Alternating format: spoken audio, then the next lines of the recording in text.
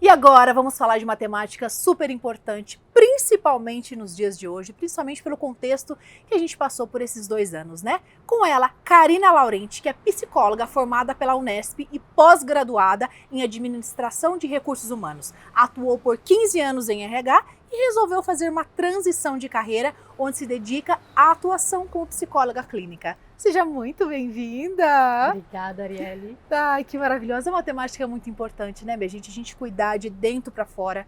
Aqui no Feliz Avesso na TV a gente sempre fala sobre isso. Então vamos começar com essa transição. Qual que é a diferença, né? Você trabalhou tantos anos em RH, agora está sendo psicóloga clínica. Tem muita diferença? Me conta esse momento. Eu acho que o trabalho no RH, a gente acaba representando uma organização, uma instituição, então a gente acaba seguindo uma série de regras e de políticas, e a gente tem que tentar fazer isso acontecer da forma mais correta, justa e organizada possível para que todo mundo se sinta parte dessa organização e se sinta feliz dentro desse ambiente de trabalho. Quando a gente vai para o lado da clínica, é quase como se a gente mudasse um pouco de lado de cadeira, porque a gente vai olhar muito mais pela perspectiva do indivíduo, entender como esse indivíduo se encaixa dentro desse contexto organizacional, seja no trabalho dentro de uma empresa, ou seja num trabalho autônomo, ou seja em qualquer outro contexto que envolva o relacionamento dele com outras pessoas, com o mundo e com ele mesmo. E acho que é aí que entra a diferença entre as duas cadeiras. E Karina, e aí que entra a humanidade compartilhada? O que seria uma humanidade compartilhada, né? É a partir da nossa dor que você ajuda outras pessoas? O que é isso? A humanidade compartilhada é um termo que eu li num livro da Christian Neff, falando sobre autocompaixão. É como se fosse um dos itens importantes para que a gente possa exercitar essa competência de ser autocompassivo. E ao mesmo tempo, para eu poder ser autocompassivo, a primeira dica para a gente exercitar essa competência é, se eu consigo ser autocompassivo, eu consigo exercitar compaixão com todas as outras pessoas. E nada mais é do que eu conseguir olhar para o sofrimento das outras pessoas com cuidado, com acolhimento, e dessa mesma forma, na autocompaixão, eu olho para o meu próprio sofrimento e cuido do que eu estou sentindo e aceito o que eu estou sentindo para que eu possa dar nome para essa emoção, entender o que ela está me contando, o que ela está me dizendo, e aí eu consigo cuidar direitinho de mim. E a humanidade compartilhada, ela entra exatamente no fato de que toda vez que eu esbarro na dor e no sofrimento de alguém, invariavelmente, lá na raiz da questão, normalmente, a gente também se encontra naquela dor. É como se a dor da outra pessoa fosse muito parecida com a minha dor. E aí é que toda a humanidade, de uma certa forma, se encontra, porque todo mundo tem as mesmas emoções, as mesmas sensações, são desencadeadas em contextos, em situações diferentes, Sim. Mas quando a gente olha com compaixão para a dor da outra pessoa, a gente automaticamente vai treinando como é que eu cuido direitinho disso em mim também, para que eu possa cuidar dos meus sofrimentos e ressignificar. Meu Deus do céu, Karina, esse é um processo bem evoluído, né, eu diria, porque você imagina, né, você está numa situação que você está ali com sentimentos à flor da pele, com raiva, ou com ódio, ou impaciente, ou qualquer sentimento que às vezes, né, deixa a gente bem e você olhar para o outro, identificar e fazer o inverso disso. Como mudar isso internamente? Se você está num turbilhão ali de raiva, de sentimentos, né, negativos, como que muda isso para agir de uma outra forma, gente? É um ótimo ponto, Arielle, porque primeiro que a gente aprende na nossa cultura que a gente não pode sentir as sensações desagradáveis, né? A gente só pode ser feliz. Então, no Instagram, todo mundo é só felicidade, aí olha que eu olho para aquela realidade, eu percebo que, na verdade, puxa, então, se tá todo mundo sendo tão feliz, só eu que sou triste, só eu que tenho medo, só eu que sinto insegurança, ansiedade. E a grande verdade é que, tipo, no Instagram é só o palco, né? Os bastidores ninguém mostra, e todo mundo nos bastidores sente todas as emoções. E às vezes a gente tem a tendência a falar, né? Tipo, eu tenho uma emoção positiva e uma emoção negativa, uma emoção boa, uma emoção ruim. E a grande verdade é que todas as emoções, na verdade, não são boas e nem ruins. Elas são só mensageiras, ou seja, elas estão só contando pra gente que existe uma necessidade minha que de alguma forma não está sendo atendida ou que está sendo super suprida quando eu estou nas emoções positivas. E o grande desafio é, qual é exatamente a emoção que eu estou sentindo aqui agora? Será que é medo? Ou será que é tristeza? Porque o jeito de cuidar de cada uma é completamente diferente. Mas isso é um ponto muito incrível, porque, Karina, eu ouço muito, né? Eu adoro essa temática de autoconhecimento, faço terapia há muitos anos, adoro as terapias holísticas e tal. E muitas vezes eu ouço assim, você precisa dar nome no seu sentimento. Mas como isso, minha gente? Às vezes você tá com um negócio ali que você não sabe o que é, com uma dor física, né? Quantas vezes já aconteceu de eu estar, sei lá, com uma dor no estômago, uma dor de cabeça, e às vezes não é de físico, é alguma coisa que o corpo tá querendo te falar, olha, fica atento. Então como que a gente consegue dar nome para isso? Para as emoções? Sim, é muito treino, Arielle. É exatamente isso que você falou.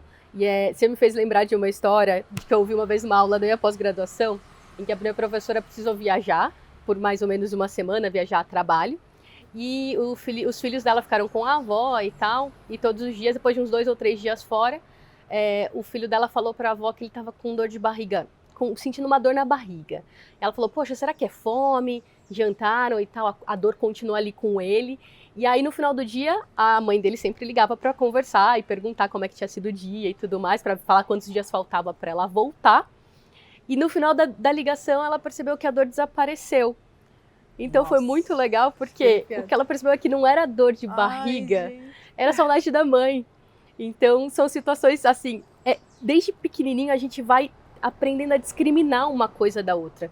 E é muito o nosso entorno, a nossa comunidade verbal, que ajuda a gente a perceber. O que você está sentindo não é dor de estômago. O que você está sentindo parece que está mais conectado com a angústia X que você está sentindo, o sofrimento Y que você sentiu quando rolou aquele desentendimento naquela relação.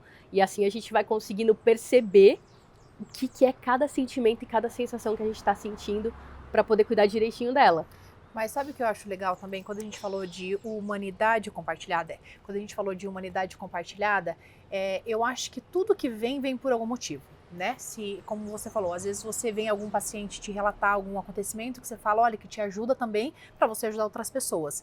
Mas não é curioso? Às vezes você está conversando com alguém ou está numa situação e que depois você vai viver aquilo ou que vai te curar de alguma coisa. Então você acha que tudo está ligado energeticamente? Tem alguma explicação científica para isso, gente? Porque olha, é aquela famosa, né? O padre Fábio de Mello fala assim, cuidado com aquilo que você pede para Deus, porque às vezes você vai falar assim, ai Deus me dá paciência. Ele não vai fazer assim, plim, vou te dar paciência. Ele vai te dar situações para que você tenha paciência, para que você haja com paciência, com resiliência e tal. Então é meio que basicamente, né? Ponto, total, Arielle. A gente aprende literalmente nos relacionamentos e nas relações. Então é muito engraçado, que rola muitas vezes, por exemplo, a gente vê pessoas hoje, principalmente a gente vê todo mundo falando, pô, eu queria tanto estar com alguém, mas ao mesmo tempo nem sempre está com disponibilidade para estar realmente com alguém. Porque quando você está numa relação, você precisa oferecer, e muitas vezes, num primeiro momento, é oferecer sem necessariamente esperar nada em troca, porque se você oferece esperando já que outra pessoa dê a contrapartida, a probabilidade de dar errado é grande. Por quê? Tem uma relação para ser construída. Mas se ninguém der o primeiro passo de oferecer na relação, a relação não acontece. Então a gente corre 3 dias sem olhar para trás, com medo de não receber em troca, mas a gente também não está ofertando. Né? Então... mas eu sou dessas, entendeu? Sabe o que eu faço? É difícil. Em relacionamento, eu sempre sou a primeira a dar o pé, assim, falo, ai, tchau, não quero mais. Porque eu lembro, tem isso de falar, ai meu Deus, o medo da rejeição, o medo de falar, né, de ser abandonada, não sei. Olha, coisas que a gente precisa tratar na terapia, viu, gente? Desliga a câmera e vamos... Mas é verdade, né? Eu acho que são muito, bem importantes e doloroso também, né? Não é fácil. Total. E olha que interessante isso que você falou, né? Você me fez lembrar de uma frase que eu ouvia muito entre as minhas amigas, que era, antes de eu tomar o pé, eu vou dar. Total. E aí isso vira praticamente uma profecia autorrealizadora, né? Porque você passa a viver em função daquela regra. Você não abre a possibilidade de pensar num caminho do tipo assim, e se antes de eu pensar em sair dessa relação, eu experimentar primeiro essa relação, essa intimidade, essa conexão com uma outra pessoa que tá lá do outro lado, provavelmente morrendo de medo também de acontecer isso com ela. Sim, então, exatamente. Exige muita coragem, né? O Guimarães Rosa fala, né, num dos livros dele, que é exatamente isso, que a vida pede pra gente é coragem. E muitas vezes é exatamente essa coragem de ser imperfeito, como a Brené Brown diz no livro dela, né? Tipo, ninguém é perfeito. Essa é a grande verdade. Por que a gente fica fazendo de conta que a gente é? Nossa, nem me fale. Ainda mais a gente usa tantas máscaras, às vezes, né? Tanta coisa para proteger. E é tão mais bonito quando você vê a pessoa na essência, né? Na sua fragilidade, na sua... Você fala, gente, olha, consigo te enxergar agora, né?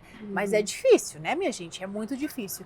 Mas um outro ponto também super importante eu acho que, às vezes, chega em algum momento, você tem uma frase de uma música do Emicida que você gosta, né? Que deixa eu falar e não minhas fragilidades, é isso? É isso. As minhas cicatrizes. As minhas cicatrizes. Exato. Porque às vezes você está conversando com alguém ou em alguma situação e tal, que não importa o que você fala. Você pode falar, justificar, você pode dar dados técnicos, tudo que você pode fazer, explanar da melhor forma possível, a pessoa vai entrar no ouvido e vai sair no outro. Ou ela vai entender completamente aquilo, diferente daquilo que você está falando. Então isso tem a ver com as nossas crenças, com as nossas dores, enfim, vem muito de encontro com essa frase, né? De todas as experiências que a gente viveu e que elas podem ter feito a gente se sentir bem ou feito a gente se sentir mal, feito a gente ter emoções positivas ou emoções negativas. E o que a gente precisa cuidar, e que eu acho lindo dessa frase, a música inteira do Emicida é linda, mas esse trecho para mim é maravilhoso porque ele fala exatamente que é óbvio que a gente tem as nossas cicatrizes e elas significam muito e elas vão de vez em sempre dizer pra gente, cuidado com isso, cuidado com aquilo. Mas a gente precisa garantir que a gente esteja olhando e entendendo, eu preciso ter cuidado, mas ao mesmo tempo eu também preciso ter experiências, eu preciso viver. E qual é a vida que vale a pena ser vivida dentro dos valores que eu acho que são importantes para mim.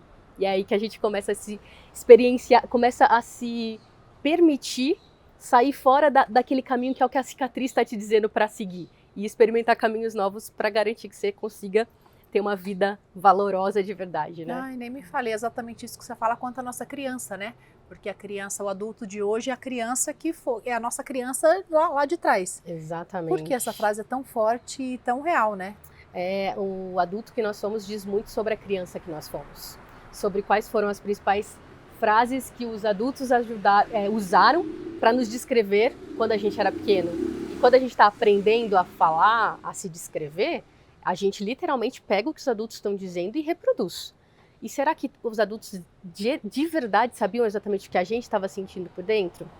Provavelmente não. Então, muitas vezes é a criança problema, ou é a criança difícil, ou é a criança teimosa.